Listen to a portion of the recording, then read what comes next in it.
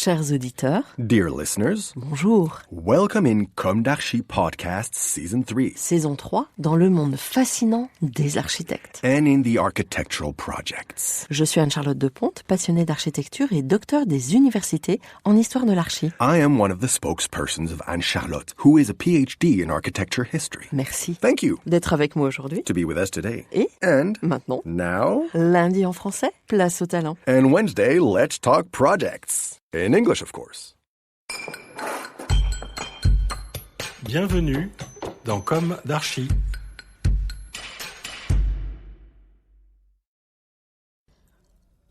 Dear listeners, welcome to the third episode of our Comme d'Archi summer series on the theme Short Chronicles and Beautiful Castles. This is Esther on behalf of Anne-Charlotte. I had the pleasure of writing this episode. Today, thanks to one of our listeners, we are talking about Jacques Germain Soufflot, and more precisely about one of his little-known works, the Rivette House. Born in 1713 and died in 1780, Jacques Germain Soufflot is famous for having designed the Abbey Church of Sainte-Geneviève, also called the Pantheon, 1755, the square courtyard of the Louvre, where he demonstrated a profound knowledge of the rules of proportions linked to an unequaled art of molding, or the restoration of the Hôtel-Dieu in Lyon, 1741-1761, in particular the Great Dome. To quote Hervé Grandsart on the Pantheon, far from the clever games of elevations with superimposed orders and pilasters, the new architecture aimed at nothing less than moralizing its practice, henceforth charged with translating the wheel of material and moral progress of the whole society. Jacques Germain Soufflot mastered the art of building perfectly. Between his extensive knowledge of the Gothic, stereotomy, the art of cutting and assembling pieces in stone masonry but also in carpentry, and his taste for neoclassicism, Italianate antique architecture. He took a stand against the Rococo movement called modern chicory by his patron, the Marquis de Marigny. He appreciated the contrast between the lightness of medieval churches and the heavy Roman vaults. He also showed a certain liking for verticality, particularly the lantern towers, characteristic of certain Gothic cathedrals. This is a tower that rises above the transept crossing in some churches and has openings through which light can enter the building. All these influences can be found in the Rivette House, an intimate castle built for the Lyonnais goldsmith Jean-Baptiste Pitrat. According to Gilbert Garde, the city dweller is never so well in town as when he is in the country. Perhaps this was the reason why Jean-Baptiste Pitrat bought the Rivette estate in 1734. A wealthy bourgeois, he had his recreational palace designed by a young architect, Jacques Germain Soufflot. Although documents are lacking to authenticate the authorship of the work, it is corroborated by the recognizable stylistic choices. La Rivette combines Parisian, Italian, Provençal, and local influences. The architect celebrates geometric perfection, tempered by harmonious curves and countercurves. The volumes are modeled in a so-called modern aesthetic. Let's discover the property at the beginning of the 19th century. It was nicknamed Les Folies Pitrat. The following words are from the Marquis Mazat d'Avez. We can see the Folies Pitrat on the hill, a house of the best taste. In front of it are a succession of terraces which lead, among the flowers, silvery streams and gushing waters to the banks of the Saône. Behind it, orchards, charming and artistically spaced groves, make the hill on which they are placed run pleasantly to the top. The famous architect Soufflot built this house, which, more than any other on the banks of the Saône, deserves to arrest the traveller's eye. The buildings, the facade, the gardens, the terraces, everything is of the most beautiful order. This idyllic view is quite recent, for it was in the middle of the 18th century that the property was transformed into a recreational house, in the hands of Jean-Baptiste Pitrat and, no doubt, Jacques Germain Soufflot.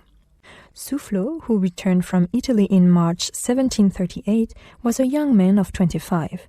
But his name was already known as he was admitted to the Lyon Academy in November. At La Rivette, the architect designed the mansion preceded by a vast perron, 2 chapels, an orangery, outbuildings and farm buildings, and a hydraulic decoration that adorned the terraced gardens and successive staircases, known as Italianate. This development was made necessary by the slope that leads from the main house to the Saône below. But it is also sought after. Indeed, the high wall of the upper terrace is built at the steepest point. The house, situated on the half-natural, half-artificial embankment, is oriented east-west in order to enjoy the best view of the Saône Valley. Following an Italian Baroque principle, it sits almost on the edge of the void, positioned to be seen from below. The architecture is picturesque and follows the topography. The dwelling is designed on a rectangular, almost square plan with 2 tiny wings on the sides and back.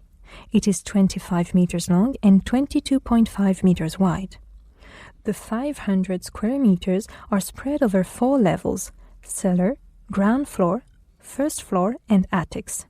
This plan probably shows an Italian influence and is reminiscent of Baldassare Peruzzi's Villa Farnesina.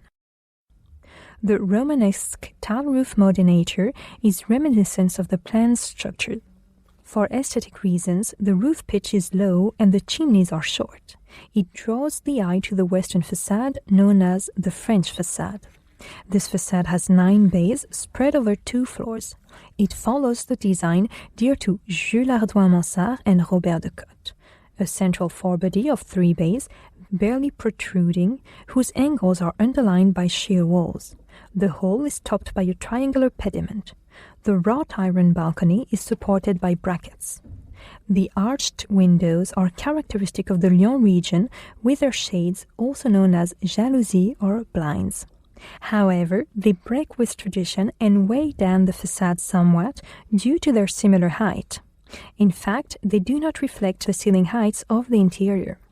The hierarchy is normally distributed as follows: ground floor 4.10 meters, first floor 3.8 meters. In the interior, several innovations betray a still new search for comfort. Moreover, the French word for comfortable did not yet exist. It only came from England in 1786. The fact remains that the bourgeois of the Rivette were concerned with their material well-being. Most of the rooms were heated or had bedside tables with a linen warmer. This device consisted of a laundry basket under which a stove was placed. Some rooms have a powder room with a table and accessories. For the comfort of souls, an independent chapel was built outside, to the south of the main courtyard.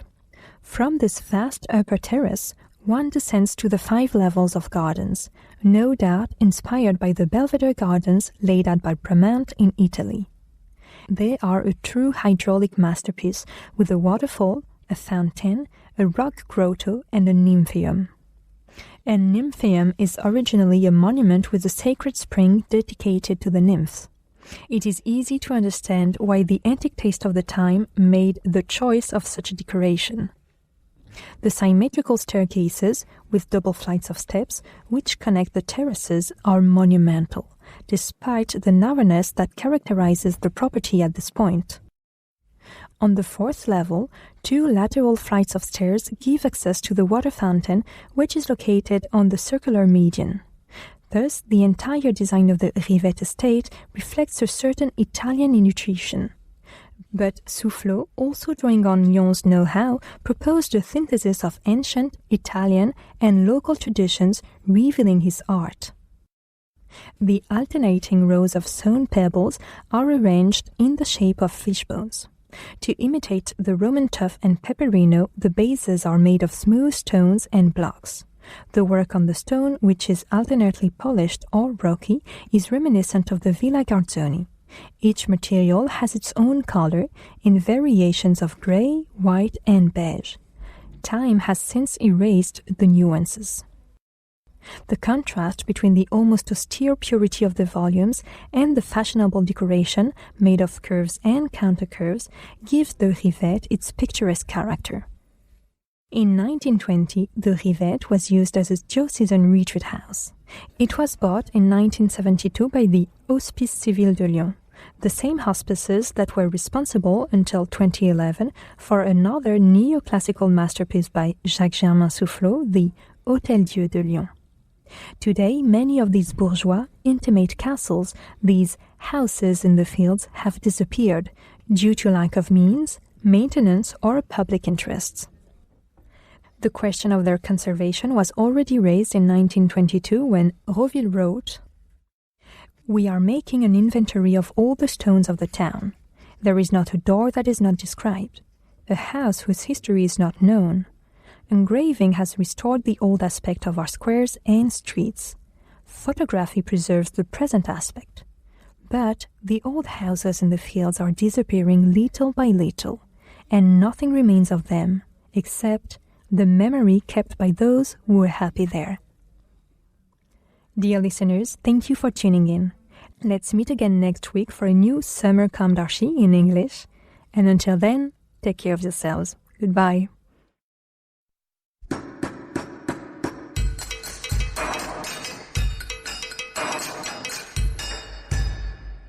Thank you for listening. Thanks to Julien Rebourg, sound engineer, who is collaborating with us today. Don't forget to tune in to our previews on Instagram at Comme d'Archi Podcast. If you enjoy this podcast, don't hesitate to promote it by giving it 5 stars and a little comment on Apple Podcast or on your favorite podcast platform. And above all, subscribe to listen to all of our episodes for free. See you soon, and until then, take care of yourself.